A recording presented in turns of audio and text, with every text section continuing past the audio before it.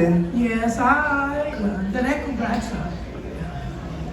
Ang bongga na seducing Drake Palma kasi Yeah. sunod-sunod ang mga immediate event. Yan.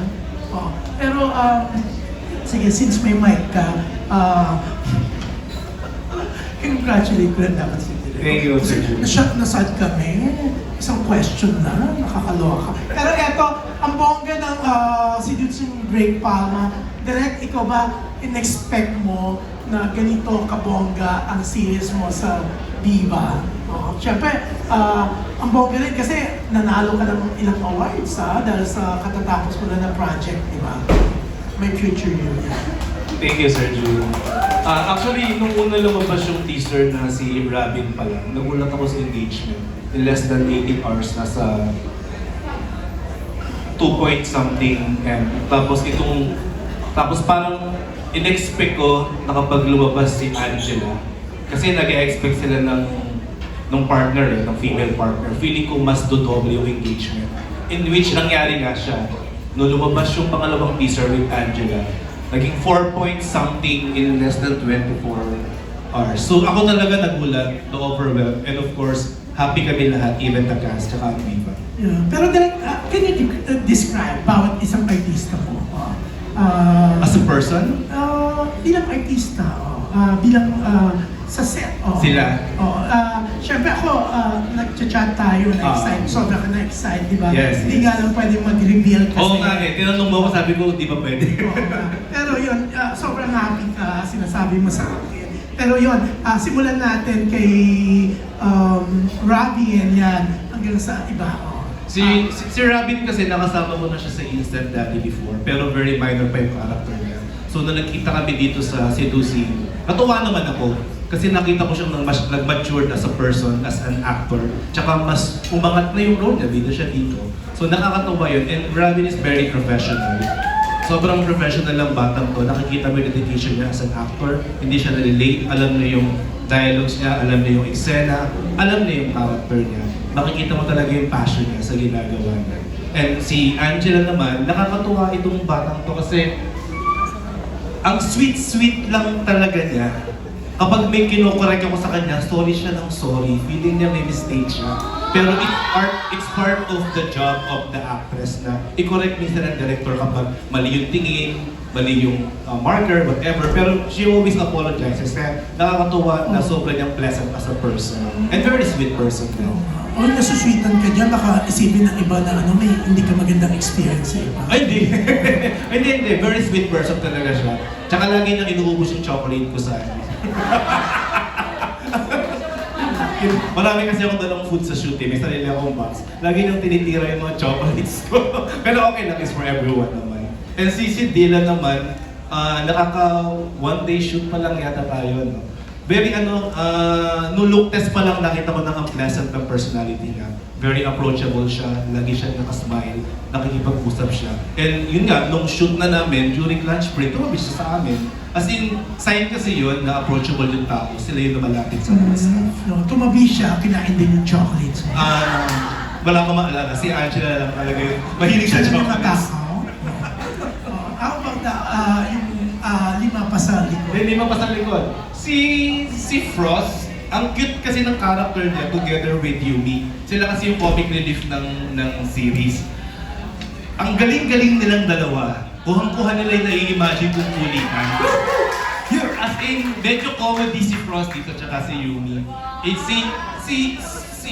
think si Yumi is first time niyang gawin yung ganitong klaseng character na may pagka-boyish pero comedy yung dating. Lagi sila nagbabatokan ni Angela kasi mag-BFF sila. Masaya sila katrabaho. Si Sarah kasi hindi pa kami nakakapag-shoot ng scenes. So nakita lang kami sa look test. Pero I think I'm excited to work with Sarah soon. Si Rafa naman, lagi ko sinasabi, parang si Miriam Kiambao. Ang ganda-ganda mo. Ang ganda-ganda talaga ni, mabait dito si Rafa. And always listening sa mga instruction. Si Shin, ang galing-galing ng batang ito.